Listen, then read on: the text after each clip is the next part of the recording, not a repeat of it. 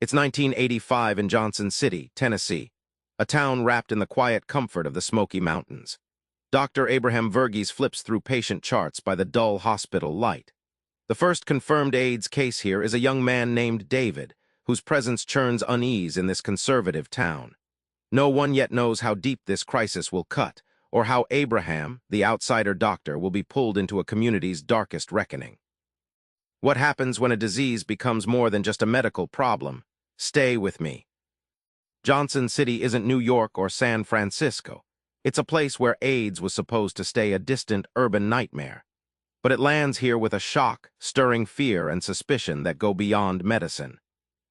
David, a soft-spoken young man, becomes the first AIDS patient Dr. Verghese treats in Johnson City. From whispered gossip in church pews to cold stares in hospital halls, David's diagnosis ignites a storm of denial.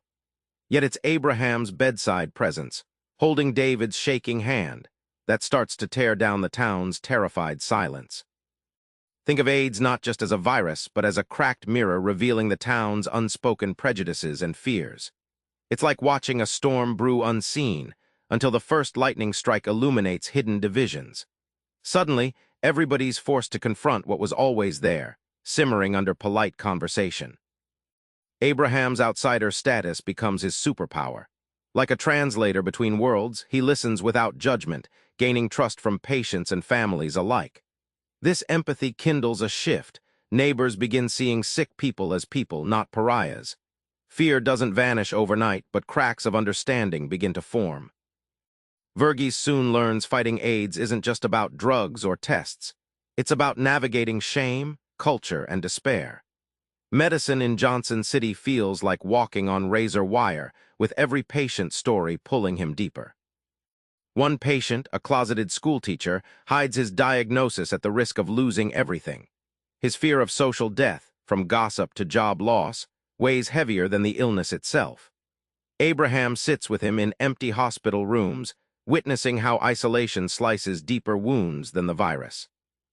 In Johnson City, medical treatment can't be separated from local values. Prescribing therapies feels like more than science. It's negotiating a minefield of cultural silence and accusation. It's like trying to thread a needle while blindfolded. Care demands understanding people's lived realities, not just lab results. Abraham discovers that sometimes the kindest medicine is showing up, to listen, to hold a hand, to light a cigarette with a dying patient who just wants company. This presence isn't found in textbooks but in human grace. In a conservative town, these small acts become radical forms of healing. As the epidemic deepens, something remarkable happens. Johnson City starts changing. What was once fear begins to crack, replaced by fragile but real acts of acceptance and love. When a local minister publicly prays for an AIDS patient's healing, neighbors notice. Slowly, support groups form, volunteers step forward, and families visit hospital rooms they'd once avoided. This isn't a Hollywood happy ending. It's messy, uneven progress, but real inching forward despite entrenched prejudice.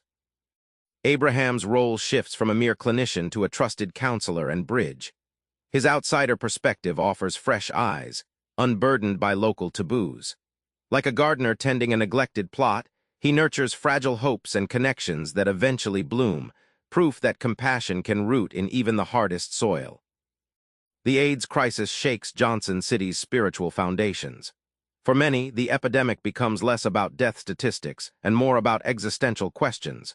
Why us? Why now? Abraham observes that this suffering invokes a religious reckoning, awakening a communal soul-searching that transforms fear into a deeper, shared humanity. Remember David, that first patient whose diagnosis turned a town's quiet life upside down. His story echoes through the pages, reminding us that real healing comes when we face fear head-on, through empathy, presence, and courage. So next time you meet someone struggling, try this. Listen fully without judgment. That small act could be the start of a profound change. Subscribe for more book summaries like this one.